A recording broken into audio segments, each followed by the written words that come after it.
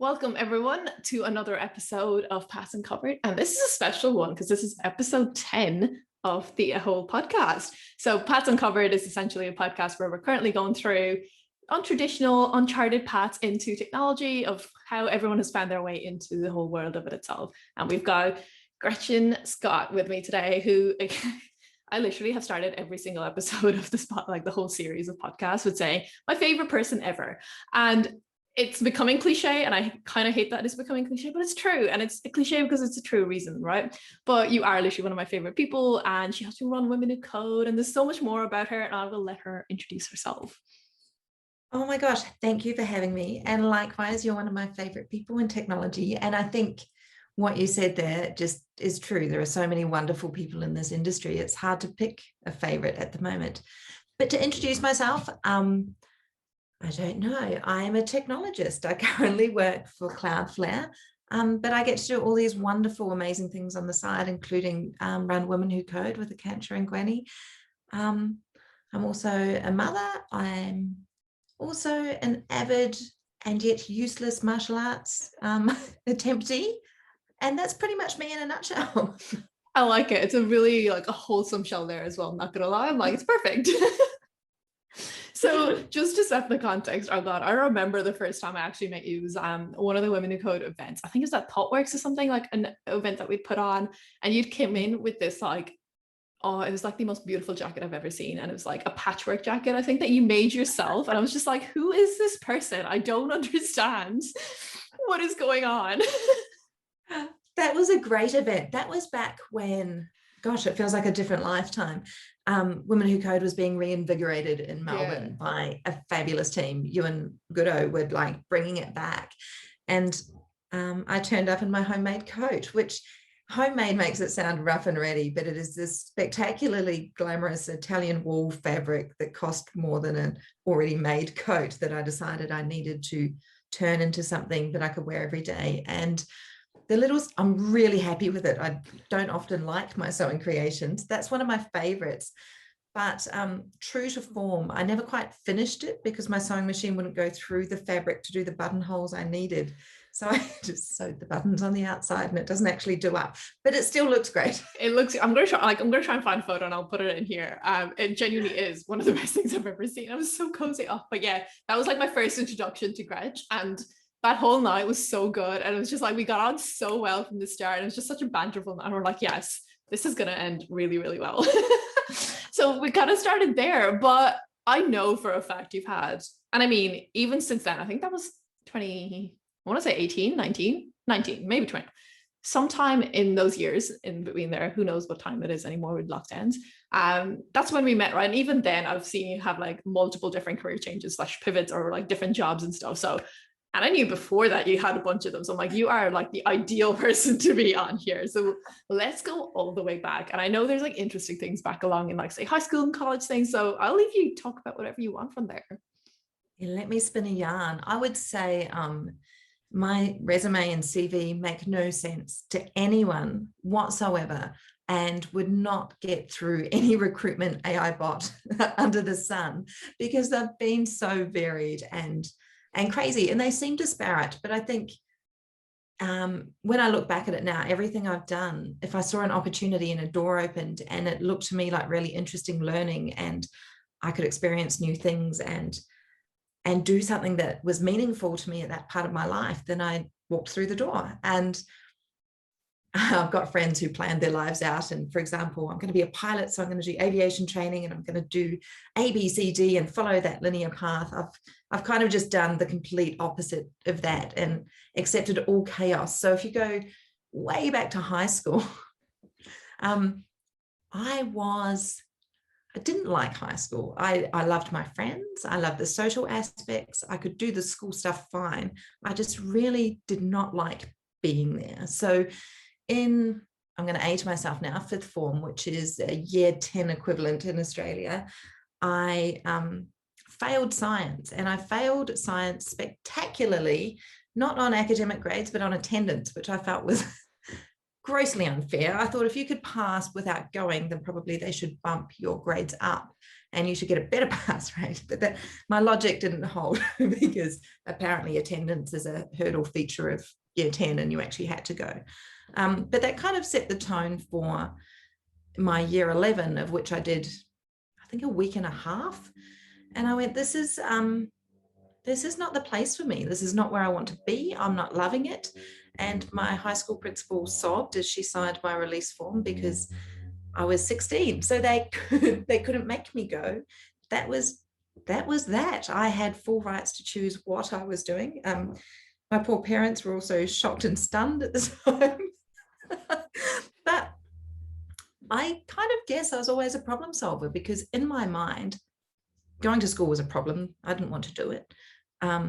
I liked hanging out with my friends. I'd been working at McDonald's and loving it. I know you're not meant to say that, but there was a part of me that just adored the mathematical concepts of it and how structured it was. So every burger you make, they've designed the kitchen so there's a minimum amount of distance you have to travel, and all your stock ordering processes are done to the nth degree. And I found that stuff really intriguing. So even through my rebellion, I kind of enjoyed processes. And I had this dilemma of, I don't want to be at school. My parents are probably going to be quite cross that I'm not at school anymore. So I just went and worked, persuaded my boss to give me a full-time job instead of a part-time job at McDonald's.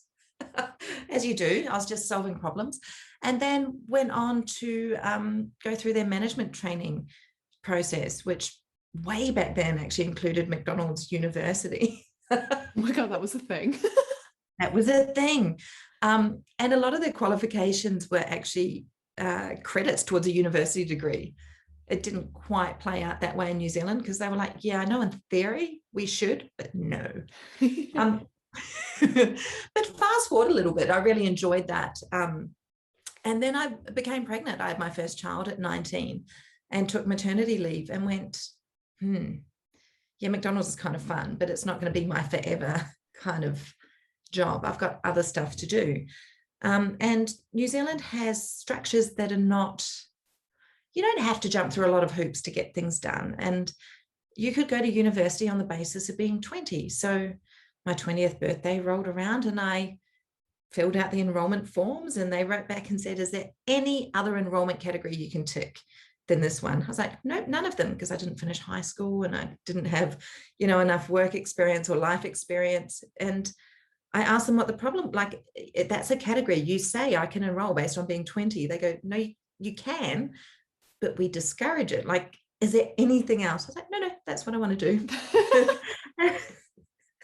So I signed up for a commerce degree and majoring in operations research and strategic management. So in Australia, operations research comes under science because it's a more math focused degree. Yeah. New Zealand just puts it in commerce because they do. Yeah. So off I went. And that was and I loved university. And that was with a newborn, like a year-old newborn? 1-year-old, yeah. It wasn't, I mean, to be fair, I say I've walked through open doors. Sometimes they were hard doors to get through, right? And I don't know if I'd be able to do it now. So I did a 3-year degree in 3.5 years. And I had to work part-time as well. So I worked at this fabulous family-owned catering company part-time because I needed some money. And looking back, I'm like, when did I sleep? And I don't think I slept enough, but I had a problem to solve. Like, I was going to go to university and get a degree, and that was just the things I had to do in order to do that. So I think I took my crazy, I don't know. No, you make it sound like so like simple. You're like, well, this had to do, so this had to be done, end of story. Like whatever else happens in the middle, it just happens. And you're like, oh my God, that's so cool. There was an element of, some people might say, stubbornness. I'm going with tenacity. Yeah, I like it. That's the right way to put it. I mean, there was mad things. Like, I think on my 3rd day at university, my daughter went to childcare and then came home and she had this rash that turned out to be chickenpox, which you don't immunize at the time. You didn't immunize against in New Zealand, and so she couldn't go back. So I missed, I don't know, maybe 3 weeks of school. I'd only been for a week and a bit, and then I went back, and we were just getting around to that first lot of testing, and I sat a couple of tests. I was like, I don't even really know. I don't know what we were doing there, but fingers crossed I got a pass. And then I walked out and it was a hot day and I was like, oh, I'm itchy. My shoulders were itchy. And it turns out I'd caught chickenpox off her, even though I'd already had. So I think I missed 2/3 of my first semester at uni ever. It was completely disastrous. And looking back, I've got no idea why I stayed. But I think there was 1 or 2 lecturers who were just unbelievably amazing humans. And also the friends in the peer group I met were just beautiful, beautiful, beautiful, kind people that, you know, if I couldn't go to a class, I'd be like, cool, here's my notes, and I'd help them out in other ways. And there was a real sense of belonging and support and community. And that's the only way I managed to get through, actually. I mean, that's literally how I got through. And I think, I mean, look, I had none of the stuff that you had to go through to get through the degree. I mean, I was living in college. I had to just go around the corner 5 minutes away to show up to my like it was, but at the same time, I would not have graduated had it not been for the support system of the people in that course. Like, good God. No, there's no way. Best life lesson. Easily. Like, I'm just like, oh my God, people make such a difference. Oh my God, I need these the same people in every stage of my life to actually make it through. And I think that's so true, right? Like, it's a team sport. Whatever you're doing at that point in time, it's a team venture. It's not just you out in the wild on your own. Although sometimes it feels that way. But it was fabulous. And I think the operations research stuff that I really loved just actually tied into the McDonald's stuff I'd loved. So seemingly disparate, but actually quite well connected. Yeah. And then working at the catering company at the same time, I actually did little models of stuff for them. So I helped them with their stock ordering, and we figured out all these random different things. So I got to apply it in the real world, which is such a luxury, right, when you're studying, because often you go to university and it's like, here's theory and academia, and it's in this little closed off world that, you know, you can't integrate the two. So I think I was really lucky. And it's like, especially when they teach you, and it's always just like those things of in the ideal assumptions, and these are the assumptions we make. And like, especially for, I think we did financial maths, I remember doing like pricing of different, say, derivatives and stock options and stuff. I'd be like, the assumptions are the market is perfect, everything's known, the hypothesis works. And you're like, this doesn't work in real life. How does this? I don't understand what the point is. It's not how it works. I had one of the best lecturers in one of my final year papers, and we were down to, you know, the class had maybe 16 people in it, maybe 20 at a stretch. She did a lot of real world consulting, and she gave us this project in teams, and the course was hard. I don't say that lightly, because I found school easy, I found uni easy, but this paper was hard. And we were stoked because we solved it mathematically. We were like, woo, legends, check us out. Like, honestly, we are. And at that age, you know, you're 22-ish, we were godlike in our own minds. So we went and handed our project in to the supervisor, and she read it with us there and asked us to explain a couple of things. And she goes, congratulations, you killed, I can't remember, it was like 800,000 people. And we're like, wait, what? What are you talking about? We're just doing our project so we get a degree. And she goes, yeah, about that. She goes, I gave you real world data. You solved the health. It was around the health system and optimizing for the best outcomes, depending on what you chose for them to be. And what we didn't realize is, and mathematically, if you're minimizing cost, you would kill off the sickest 5% of the population, right? Yeah. It doesn't actually make it palatable or reasonable or something you should even remotely consider. And at that point, with all our egos, you know, spectacularly high, she cut us down and went, I gave you data and you manipulated it and gave me advice without having any idea what you were talking about. And that's shameful. And it's stuck with me forever, because she's so right in terms of, we take numbers and they're an approximation of reality, right? Like, we know at the point when we're turning the real world into data that there's a level we're abstracting to that's not real. And then we do this analysis and the math thing, and we think we're a bit clever, and we are, because that stuff's hard. And then we pop it out the other side and assume it's a gospel truth that reflects everything. And it's like we completely forgot that first step. Anyway, look at me off on tangents. No. I had a great time at uni. I'm kind of like in that level of, is this the most important thing I've ever heard in my data science career? Yes. Like, It is. And I think this is kind of the whole ethics and everything about data science, and think like anything, well, not just data science, but like anything to do with helping humans and people. Like this is literally the key thing to remember, is like get the context right and understand what these mean in real life. And God, I mean, no one's actually said it like that. Like, I mean, I haven't heard anyone say it like that in those various, like, you will kill people if you do this. Well, she literally was like, congratulations, you killed. And I can't remember the number. And we were like, sorry, what? We had no idea. And we were so high on our egos and self-importance. It stuck with me for quite some years. I mean, I'm very glad you shared it. It's like, it's not going to stick to me. This is great. It was fabulous. But after university, and I mean, it was hard. I'm saying this jokingly, that balancing of having a dependent child, having very little income. I was so stone cold broke, it wasn't funny. Having to work part-time, never quite studying ever, or never having enough time to actually study as you would like.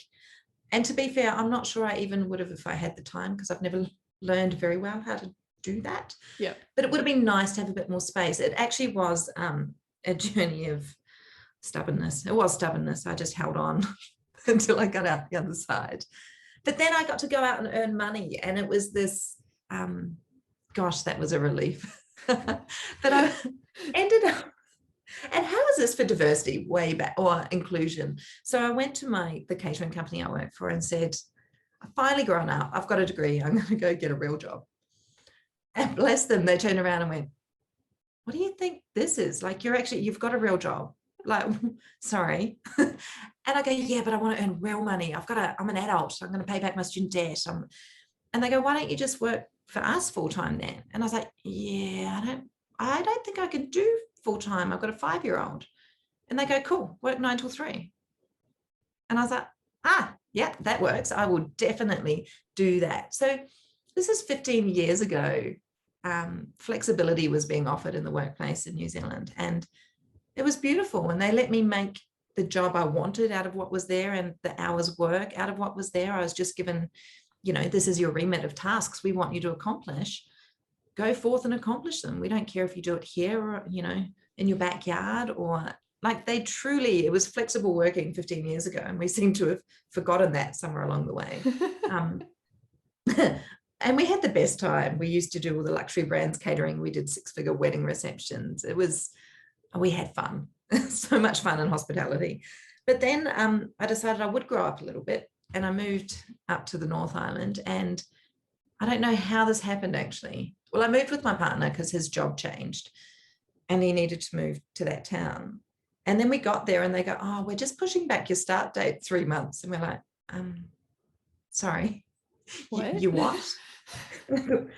We need to eat food. So I was like, I'll apply for a job. And in the newspaper, there was a job at an events company. I was like, I can do events. I did that while I was at uni. And I ended up running New Zealand National Field Days, which is the largest agricultural trade show in the Southern Hemisphere. And it's actually on at the moment, funny enough. And for the first time ever, I saw today, they are hosting a McDonald's stand on site. So it's all coming Everything's together. really just come back together somehow.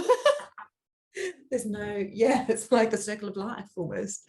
And so that was such an interesting, crazy experience, because it was it's a non-profit organization, and it was designed to bring the town and country together. So New Zealand's, it's a rural agricultural, that's their thing other than tourism.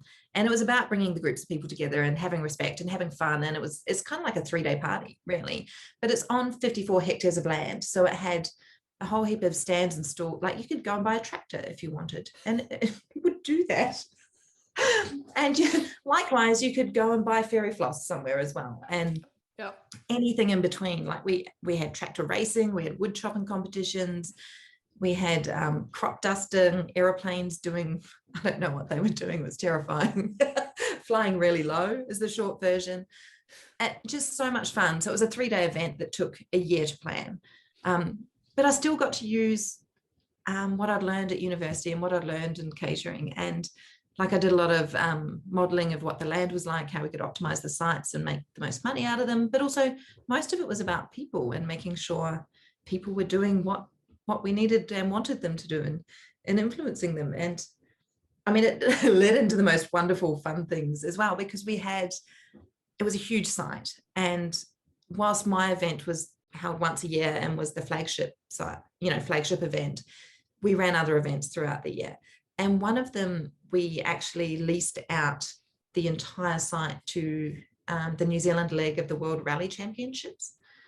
So they travel around the world, right? Yeah. And it is phenomenal. They turn up on your site with these crates, shipping crates, and it's like watching surgery. It is so proficient, and I don't know, it's almost like a dance. These people get the cars out, they get them up and running, I don't know, I remember watching it and thinking, this is like synchronized swimming, but with cars in a pavilion. And then they go off and they race and they come back and they get serviced, and off the car goes again. And all these people from different countries that are servicing the cars and as part of that team come out and play soccer together on the grass. And then they go back in, and it's honestly gobsmacked. That was one of the best experiences ever, was to be involved with World Rally Championships. Also, I know nothing about cars, so. Yeah. I mean, it works. It's like being random. Like I remember Dad would watch Formula One, like just every weekend kind of a thing. I knew a weird, and this has happened to me, where I know a weird amount of random sports just because Dad would have it on the TV over the weekends. And I got really into it, and we're like, oh my God, he's going to miss his pit stop. This is what it's going to mean. This is what's going to mean to his lap times. And this is how it's going to, I'm like, why do I know this? Like, I have zero interest in any of this. And yet I could probably have a running conversation about this. And it can be really important, that stuff. Like trivia nights often come back to this. So funny. And I thank my dad for most of it. I'm like, thank you for the randomest stuff you've made me kind of sit through, and I somehow know it now. I know. And why do I remember that and not the periodic table? Like, great questions. Why couldn't I remember the basic math formulas that I needed in my degree, but yet the kind of lap orders of every single city that F1 goes to? Great questions. So much that. And so this all ties back a little bit too. The catering company I worked for was a husband and wife team, and they originally met. He was a mechanic for a Formula One team, so they met in London traveling. So it's all coming together, but then it gets really, really wild and free. We moved to Australia, and that was weird because I had a bit of a culture shock. So I'd been to Australia before from New Zealand, and it was fine. It's like the Big Brother, you come over, like, not Big Brother as in surveillance, but as in it's your cousin, it's your family, you're coming over, you belong. And when we got here, I went, oh, it's changed a little bit. It feels a little bit more like America than.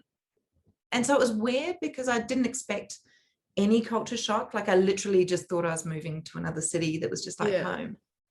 But also fabulous. I mean, beaches. We moved to Sydney. It was warm. It was great. And then I had my second in between, I did consulting at one of the big 4 banks here via a university project. What? How did I never hear about this before? So this is it. I mean, so much in life happens because you know someone or meet someone, right? And so I met someone down on the beach because we were there with kids. And they were looking for someone that could run some data stuff because they were a professor at uni and they were doing a research project. And that's how that happened. And we were doing some insights into customer service and satisfaction and just playing with different scripts for tellers to use. This was, back in the day where you could go into an actual bank and a teller would interact with you. And it was really intriguing because, I mean, the really short version of this is that when a teller complimented a customer, and not, oh my God, you're so gorgeous, I love you, but hey, Kanch, I really appreciate how you filled out that form for me. It made my life easier. Thank you. Yeah. That kind of task-orientated compliment for competence. The ratings went up just disproportionately higher. And it didn't hold true for phone conversation interactions, but in person, it made a really big difference. And I mean, it's so simple when you think about it, right? All any of us wants is to feel like we matter and we belong and there's a point to us. And so anyway, I think that's a good thing just to hold on to, is be nice to people. They just want to feel like they're part of the thing. So I met a guy on a beach and got a job. That was that story. Honestly, I think out of every person I've met or known over the last couple of years, if anyone was like, how does one network? I'm like, go talk to Gretchen. If there's anyone who I've ever met who's had, like, I met at the beach, or I was standing in line for a coffee and I met so-and-so and have that now this, you are that one person that I'm like, go talk to Gretchen. You know, the biggest amount of like varied people in every industry I can think of. Like, I randomly got connected to someone on LinkedIn the other night. Oh, you know, Gretch, she does great things on this. I'm like, how do you even, what? What is going on? I love it. It's important. And like networking is important. But anyway, sorry, I'll let you go back to Sydney. And I think it's just something you mentioned there about how you moved to Australia and it was so different. I think unless you're in Australia or New Zealand, you don't actually realize how different it is. Because like to the other, like literally outside of the two countries, to the rest of the world, it's like Australia and New Zealand, it's the same thing. And same thing with like UK and Ireland. Like a lot of people outside of it are like, okay, same thing. And you're like, oh no, very different things. It's really interesting. I'm glad you mentioned it. I was in Sydney, did some consulting, learned that you should be kind to people, nice, and people like to be appreciated. And then I applied to do, I had another child in between. Just to fill in the space. But what happened there was I assumed I'd go back to work part-time, but there was no childcare for love nor money. The wait list for childcare was over 12 months. And then the price at the time, and this was it was over a decade ago, it was about $130 a day where I was. And it just actually got to the point where economically I'd been out of the workforce and had weird varied gaps. It was not, I would have been paying for the privilege of going to work if I could find a job that would give me days to work that aligned with any childcare I could potentially find that would take my child.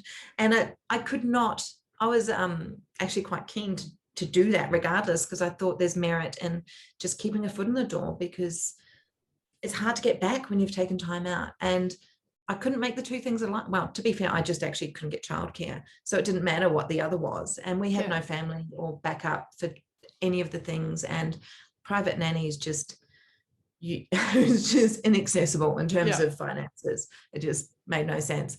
And my husband was away for half the year traveling with work. So I actually found myself out of the employment market, not because it wasn't actually a conscious choice. It just was situational. That's where I ended up. But in saying that, I really enjoyed my time at home with the kids. And I think I learned a lot more being with them than I actually did in the workforce, in terms of, for example, you take a 2-year-old who doesn't want to put their shoes on, and you need shoes on because perhaps there's sharp stones or a snake, right? Like for actual legitimate reasons. I'm pretty keen on barefoot. I love the fact that you just said sharp stones or snakes. That is such an Australian thing. It's so funny. But yeah, sorry, continue. It's just I had to add that in. A very situational comment, isn't it? But do you try and persuade a 2-year-old to wear shoes who doesn't want to? And that makes any board meeting, any pay negotiation, anything else just pale in comparison. You really learn how to manipulate a situation and take an argument in a different direction and persuade, and at which points you just have to run a dictatorship as well. You learn a lot from small people. And it's hard learning, because the pay is pretty rubbish too, actually. It's a fair point. And I would say one of the things, I joke about the pay. Parenting, I love it. I love my children. They're like the best things. I truly adore them. But I think we don't respect parenting and how hard that is, the amount of time and effort that goes into it, the lack of pay you get. And I'm not saying you should be paid to do these things, but it has an actual economic value to our entire societal structures. But the thing that really kind of hurt me the most, and this comes back to my ego that I brought up before, is that I could go out and say, hey, I'm Gretchen. I'm a data scientist, and I get respect. If you say, hey, I'm Gretchen and I'm raising 2 beautiful children, people's eyes glaze over and they kind of skip away from you as fast as they possibly can. And wouldn't it be beautiful if we just had a little bit of respect for what parenthood entails, and that it really is a hard job that has value?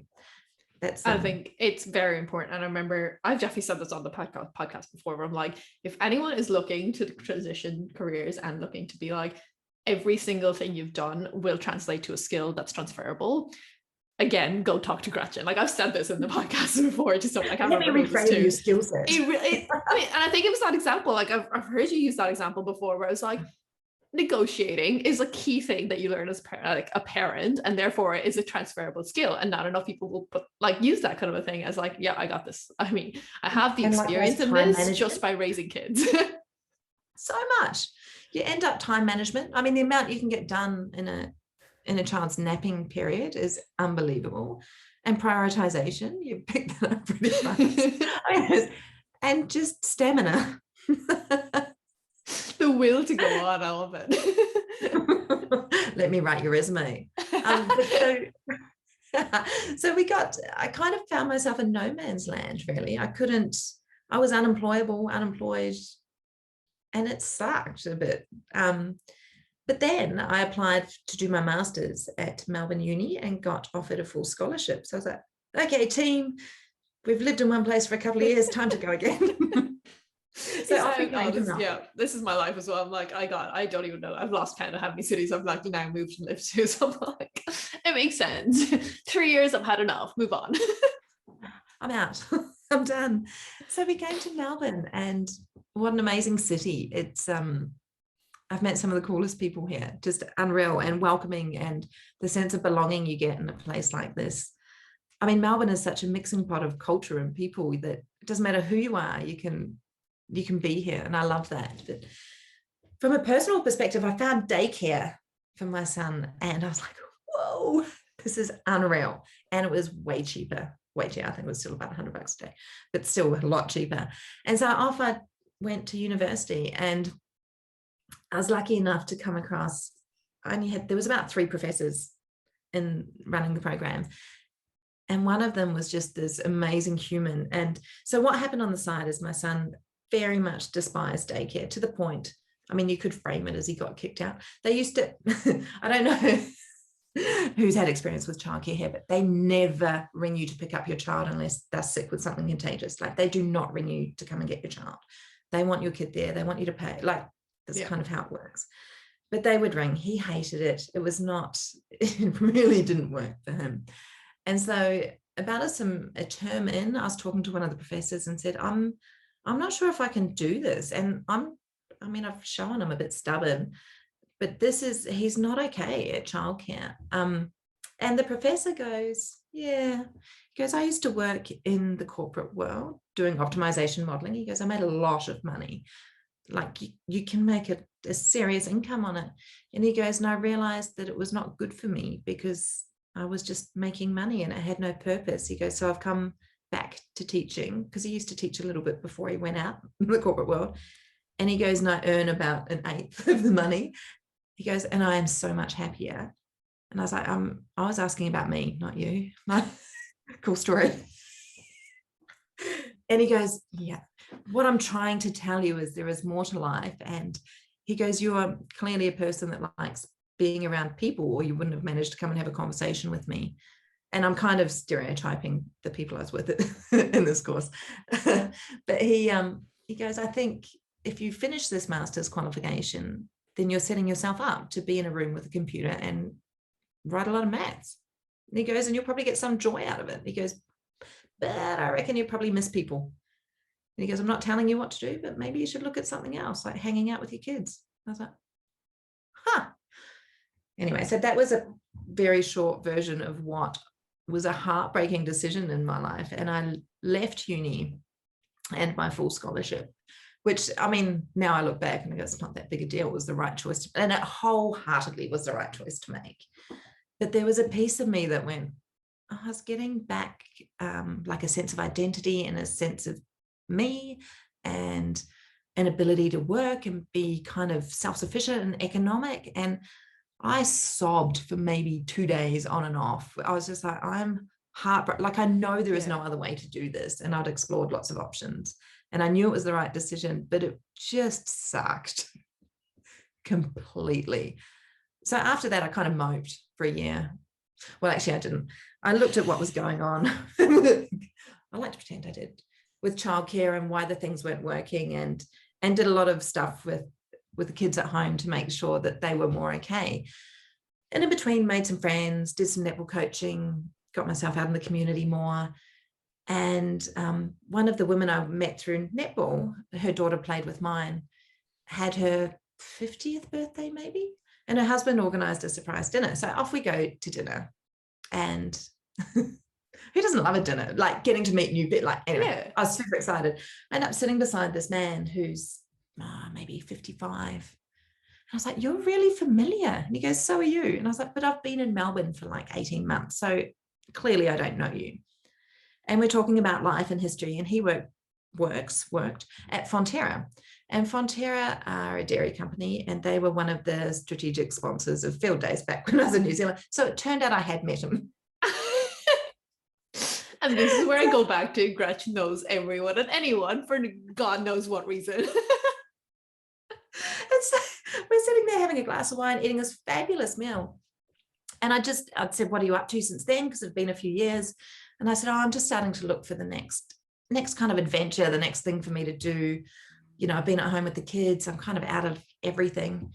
And he goes, "My brother's starting his own business. I'll get him to give you a call." I was like, "Oh, yeah, sweet." Anyway, had a great night. A couple of days later, I get this phone call. This guy's a plastic surgeon, and he wants to start a business around breast augmentation. I'm like, "Wow, you're not really my people then, are you? Because, wow, I'm not, you want me to work in a business around fake boobs." And so it was a very short conversation. And then he called me back the next day and he goes, "I don't think I represented what I'm trying to do very well. Can we start again?" I was like, "Sure, give it a crack." And so he was explaining to me, and I had no idea how in Australia, if you do your medical training, you can call yourself a cosmetic surgeon, which is fine. You can, that's what you can do. So that entails breast surgery, you know, augmentation, all sorts of Botox. I actually don't know anymore. Things have moved on since I was in the space. But a plastic surgeon has something like another, I think between 5 and 7 years training around plastic surgery and wound care and all the specifics around that. So they're quite different qualifications. Yeah. And I had no idea that there was a difference between the two other than how you spelt them, right? Like, who knew? So what he was aiming to do was bring together, I guess in essence, a kind of educational marketing campaign around saying, you know, if you're looking at breast surgery, there is so much to know. And, you know, one of the pieces is a cosmetic surgeon versus a plastic surgeon. Another piece is around, you could go to Thailand and get the surgery, but a lot of plastic surgery success is dependent on after surgery wound care. So it was around being an educational piece. And interestingly, I learned that we don't track a lot of data around medical procedures in Australia at all. So there was a piece in there I got to do around looking into surgical outcomes and not just do the boobs look good or not, but around, is the patient happy? Is the doctor happy? What does happy look like? What does happy feel like? What is success? And so that was super interesting. And yeah, it was another job I got because I met a person somewhere. So fabulous startup. We actually got acquired by an insurance company. And then after that, I went, okay, kids are settled. I'm back in the world. I'm going to go back to uni and do this education piece because I feel like I still need to do it. And somehow in between, my degree had got old or expired. And the university said, you need to provide us with your year 12 math qualification. And I was like, oh, yeah, about that. I never did it. Like I've got 4 years of kind of math papers at uni, but I never did year 12. And they're like, yeah, great, but you still have to do it. And I was like, oh, okay. So I did year 12. You can do it online.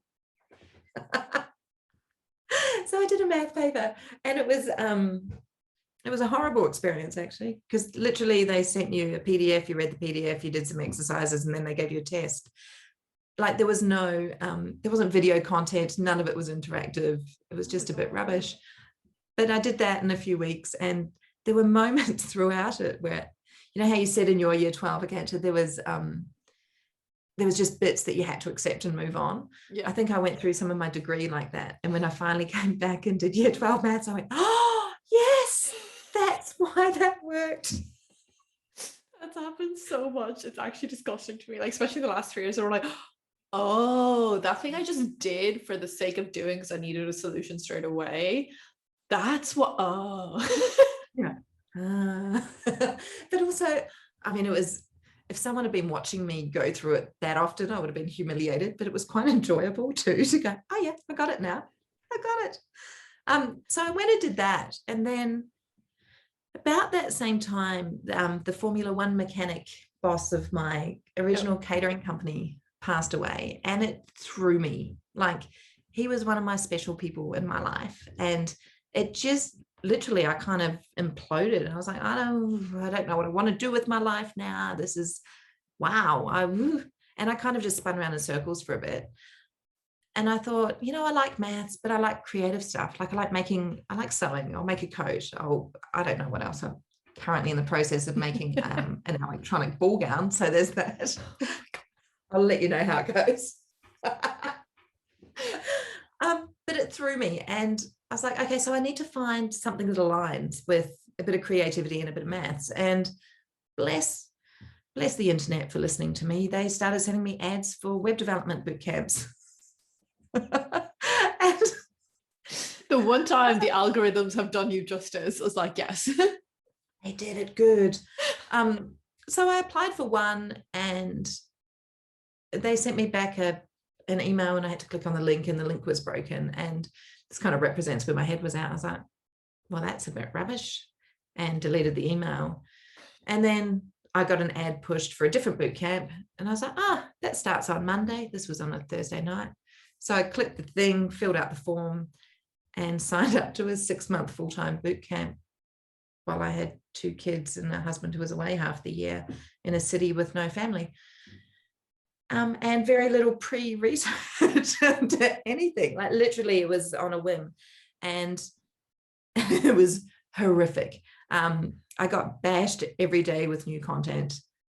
I had no idea what I'd signed up for, but also I kind of enjoyed the learning. I just felt like I didn't learn enough of it deep enough at the time. I think you need to do the 6 months of the boot camp and then 6 months of processing the boot camp, because it probably breaks every adult education philosophy we know. I mean, yeah, like, it's kind of a 3-year degree shoved into 6 months kind of a thing, almost the same, like in an equivalent form, right? I mean, that's what they're replacing. Well, it actually is the qualification was a diploma of IT, which is a 12-month program. So yeah, there you go. It's like, so I think for some personality types, it's phenomenal. And if you can accept not knowing the background and just running with what works, then it's okay. And then you can backfill later. And what it does do is, I mean, they always sell themselves as, we will let you change careers into tech, or we will facilitate this. And they do that. They don't do it in a nice way. I mean, that visual you get of a boot camp of someone in military gear carrying a log through mud, that's the great visual to have, because that's what it feels like all the time. But the other thing that came out of doing a boot camp was you got to meet really cool people and more networking. Although I love that I never view any of this as networking. So someone said to me the other day, you're great at networking. And I was like, what? No, but I mean, I say networking as a term because it's the over-encompassing term, but it's like, you're a people person, right? You just find your people. Like, that's what there's a difference there. It's a very big difference, let's be real. But yeah, that's just a term that everyone puts against us. It is. We need a better one. Well, I don't know. I find my youngest was saying to me the other day, I said, I'm catching up with friends. And he goes, I thought you're at work. And I was like, they don't have to be mutually exclusive. Can you call them work friends then? So I know you're at work. There needs to be differences. I need to put these things in categories because it works better for me. But it's but I think when I meet people are so interesting, and they have the best stories, right? And so much knowledge, and just getting to know other people's, I don't know, experiences and journeys. I love that. Yeah, I mean, like I was saying it to a friend who listens to the podcast, kind of like she's one of my, like she's like, I religiously listen to this every like Saturday that it comes out, like I go for a walk, it's my like my walk time, and I'm like, my little heart, oh, this is adorable. But at the same, she was just like, it's just so interesting. Like, I mean, these aren't lives that, I mean, this is not careers that I would be doing myself, but I love listening to them. I'm like, it's literally the same thing. I'm just nosy at times where I'm like, I just want to hear your life story. I think it's cool. Please tell me. Tell me more. Like, how did you make that decision to do X to Y to Z? I'm like, amazing. This is crazy cool to me. Yeah, I love that. So many people assume that I've made actual conscious decisions each time, as opposed to kind of glancing up and going, oh, that looks interesting, and just following it like a child. So I did the boot camp, and it was a wild ride, but survived it, got out of the other end of it, and they offered me a job helping to teach it. And I was like, yeah, well, this is good because there's some bits I didn't get completely and I'd love some more time. And if it's paid time, I'm all in. But also your knowledge to be able to share content or learning, you are forced to get your head around it. And I know I'm a little bit kind of lazy in that regard. So I thought, this is good. I'm holding myself to account. That's literally how I learned. I'm like, I'll sign up for presentations where I'm like, yeah, I'll do a presentation on this new thing. And literally that's the only thing that'll actually make me go learn or try it out, because I have to show other people how to do it. Yes, it's like my corporate personal trainer, right? Like, it's perfect. Force yourself into a deadline and accountability.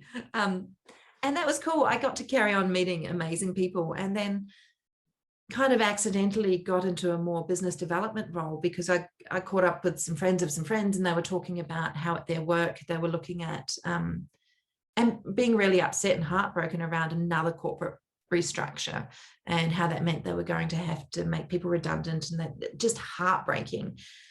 And then they mentioned that part of the contract is that they give out retraining or reskilling funds at the end. And I was like, well, why don't you just retrain these people in tech? Because the other side of the conversation was, we don't have enough technologists.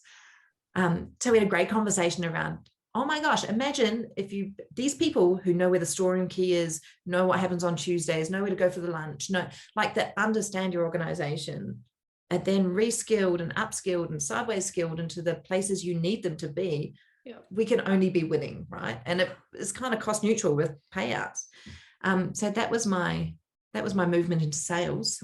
It doesn't feel like sales. But then if you fast forward it, I think what I do often is, once I get a sense of being able to do a thing or mastery over it, I look for the next thing I can do, the next challenge, the next learning. And so I kind of got to that phase, and I left that organization with no game plan. And I think I remember that. And that was where I was just like, I have so much respect for you. Because I remember you, like, I think it was like, was that a DDD? Like, it was at a random conference. You're like, oh, it was at the conference, because I was making up the slides to be like, wait, Gretch, what do you actually do? Because I don't know, and I need to put it in as like what you're doing in life, kind of a role. And you're like, yeah, this is what I do, but I just quit. Like, you what? Where are you going? And you're like, I've got no idea. I'm on leave for a while. I'm like, that is the what? I think it's just, I'd never heard of anyone who did that, like myself. Like, I mean, obviously I know people do that, but I hadn't personally heard of that. And I was like, what? Oh, what? You can do that? And to be fair, I mean, what a position of privilege. So I don't want to discount that at all. Yeah. It's total luxury, but also because I'd taken so much time out of work and stayed at home with the kids for quite a long time, our entire financial situation was set up so that we live very much below our means, and have for forever, partly because we're, I guess, paranoid. I don't know. I think when you move somewhere as an immigrant and you can't get citizenship, you kind of feel like you need to have a safety net or an out, and you live slightly differently. So the financial thing was, whilst it is a concern, and there's something that's harsh about not earning an income because society says you're a failure at that point, it was from a position of privilege that I could leave and not need to do something immediately. But in saying that, I got put on gardening leave, which I didn't see that coming. So all of a sudden I had 4 weeks of which I was paid and didn't have to do anything. And I was like, this is brilliant. I'm going to figure out what it is I need to do. which is something I keep trying to do and never really succeeding in. But you know when you're doing something and it feels right, like it doesn't feel like hard work if there's an alignment between your kind of personal values and goals and what the organization's doing. And if that's also congruent with your skill set, then it's fun, right? So it's like, I need to look for the next one of these. Yeah. And actually I ended up so my following job came about. I was at a, what is it? The YAR events they used to hold at night. They haven't done one for a while. Oh, yeah. Okay. A meetup that like an evening meetup. Yes. With YAR, right. Gosh, I can't remember what. And it was a great one. It was in the city, and I went and came out, and I was talking to the guy beside me, and we were chatting. And he goes, "I think I just got sent an email with your name in it." And I was like, "Yeah, your name just got brought up too, because his name's Erwin, my name's Gretchen. They're not the most common names in Melbourne." Right? Yeah. And it turns out a mutual friend of ours had just sent an email going, "Hey, Erwin, you've got this tech startup, and I know you're looking for people. And also, I just heard that Gretchen quit her job, so meet." And literally that email had been sent about 2 hours before we came to this actual meetup. And so that was my next job, which is fabulous, right? So I ended up being the COO at Link, LANC, which is a front-end development platform. And the coolest thing about it, I haven't even alluded to how passionate I get about diversity in tech yet. Oh no. I mean, yeah, look, I think even it's not just the fact that you haven't alluded, it's the fact that everything you've done so far alludes to it in and of itself, right? I mean, everything you've been through and had to fight for, which you shouldn't have had to fight for in the first place, and gotten, yes, I mean, it's there for me anyway. And maybe that's just because I know you. So. Well, when I was a teacher at the boot camp, I was really encouraging of getting a better diversity mix within the student population. And then I had a moment, and it seems so obvious looking back now. So I thought, if we get all these different people writing code, we will stop building not just average tech products, but the ones that are dangerous and the ones that are actively harmful, because we'll have more oversight into how these things can play out. And I thought I was doing the most in the space, and like I was really passionate. We got scholarships, we interacted with different community groups, came on and did Women Who Code with You. And then I had a moment one day where I looked up and I went, "Yeah, great. I've got all these people that look a bit different, and don't get me, we've not met the bar. Like, I think we had a 30% gender mix in most of the classes, and that was a huge change, but still not high enough. But then I also looked around and realized a lot of these people have really similar personality types anyway. And some are a bit different, but they've had a lot of similar lived experience. Socioeconomically, they were quite, within a kind of band. I was like, so all I've done is got different packaged people with the same, like, this is not fixing the problems. Like, yes, it is. It's one of the things that will help, but it's not the be all and end all. What else can we do? So I thought, actually, we need to start bringing in people earlier and at different stages and with different interests and different expertise, and do it well, because I think tech sometimes has this, I mean, tech is hard. And I think we do a lot of gatekeeping stuff because we can't explain what we do well enough. And there's probably a little bit of a fear of being found out that we don't know as much as we wish we did. Yeah. And so sometimes I've seen people in technology try and explain a concept to someone, and the person's gone, "I don't get it." And they're like, "Yeah, that's because you're stupid." Yeah. And that's it, done, right? Conversation. And say, for example, that was a UX or UI person, who helps design the application or the product or the feature and make it really usable. You've just cut them out of the conversation for no reason other than you couldn't explain what it was you were doing. And I thought, how can we combat that? And part of what Link's product was every time you did a Git commit. And so for people that don't write code all the time, Git is where you put all your code so everyone else on the team working on it can have a look at it. And you can set it up so it connects, and you can use the application or the feature or the product as it's intended. So what part of the product we built out was that every time someone did Git commit, you could send that URL and anyone could use it. So, for example, I could make a couple of buttons that took you through a different journey on my own website. And I could send it, to my dad, who hates tech with a passion, and he could just click on the link and then use it. Yeah. And give feedback. So he didn't need a staging environment. He didn't need to sit beside someone else who knew how to write code. He didn't have to deal with the lingo and all the other stuff we have. He could just actually give feedback, because that was valid. Like, here's skin in the game. I want to hear how he interacts with this. And there's no shaming. There's no keeping out. I'm so super passionate, and it's such a good journey at this company. So I went from being in a company with a fair bit of capital to a startup, and oh my gosh, so much fun. The Melbourne startup scene is unreal and a really great space to be involved in. There's so many different, like everything, different products being built, different companies started, different, government funding, state funding. It's so much fun. I really enjoy that space. But COVID happened, and that was, it was pretty rubbish for everyone, but it was just as, from a business perspective, we were ready to go to market and try and make some money. Yeah. And everyone we were selling to, who would, be tech companies, were like, we're on a zero spend.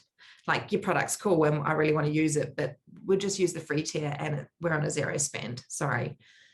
So that was a bit like, do we just fail? What do we do now?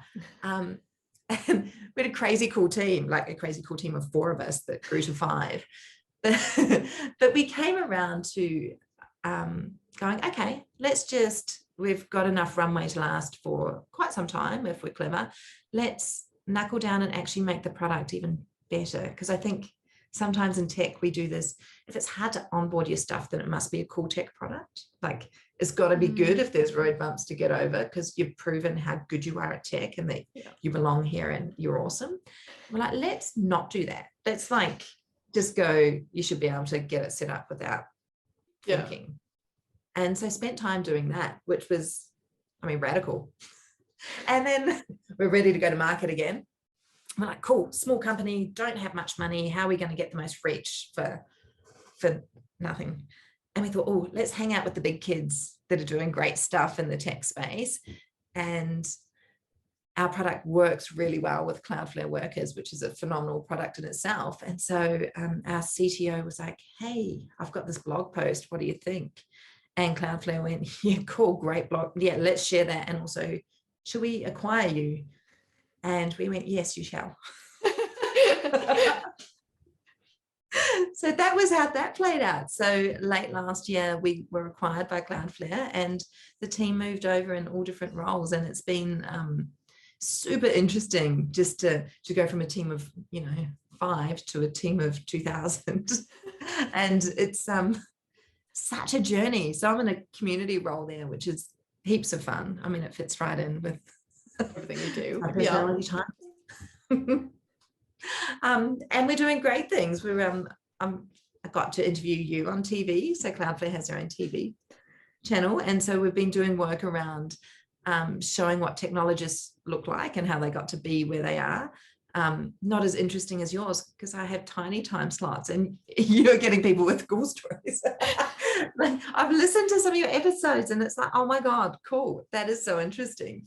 But it's really, I think this sharing of journeys, and that technology is not just for the bro with the hoodie, is so important. Yeah. And then the other thing I'd say is, I quite enjoy maths. I'm actually quite rubbish at it if I look back. It's not, other people get it a lot better than I do. My 12-year-old gets it better than me at the moment. He'll do stuff in his head. Okay, that's the answer. And I'm like, still haven't read the question. But I think there's space in tech for all the people, right? You don't have to be a math genius. And the reality is, if it's super hard maths, I'm just using someone else's library anyway, because they would have done it better than me. Yeah. And it's literally that. I think Kathy mentioned this in her podcast episode, where she's like, I don't care if you're working at Microsoft or Google or Amazon.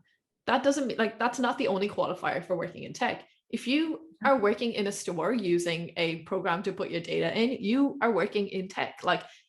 Everything. She's like, there's not a single job left in the world that isn't really working with tech anymore. Everybody works in tech, and it's just the qualifiers that we seem to put in front of it are so different. I was like, That's a great way of looking at it. My daughter rebels against tech. She said, I hate technology, I'm not in tech. And then in the next breath, we'll talk about the videos she's been editing or the WordPress site she's just put up. And you're like, okay, you go on not being in tech. Let me know how that goes. It's just not an option left anymore, is it? Like, I mean, if you have a smartphone, you're in tech, and this is it. Look, I think we might have to leave it off there for today. I have absolutely and I knew this was going to be a good conversation, which means you've had like anytime we chat, we've always got these like random tangents we go on, and it's perfect because it's all the things that we love talking about. So it worked out really. And thank you for being so open and willing to share about like the dark parts of it, right? I mean, it's like, well, yeah. Like, well, it's not all unicorns and rainbows, right? Exactly. Sometimes it's just really rough. And like dropping out of the degree and stuff. And I mean, the fact that there are great decisions that happen, but also having to let go of those great decisions for other things, it's hard. And again, not enough people talk about them. So I'm very glad that you did. We don't. We pretend it's all smooth. Yeah, they really do. And I don't know why we do it. And I'm hoping one day soon we'll start just admitting to it. Maybe one day. I mean, well, I say that. Yeah, well, so who knows? But look, we'll leave it off there. We'll be sorry. Well, thank you so much for your time and coming along today. I'm very much appreciative. Thank you for having me. Oh, well, look, we'll leave it there and we'll be back in 2 weeks' time for another episode, and enjoy life until then, I guess.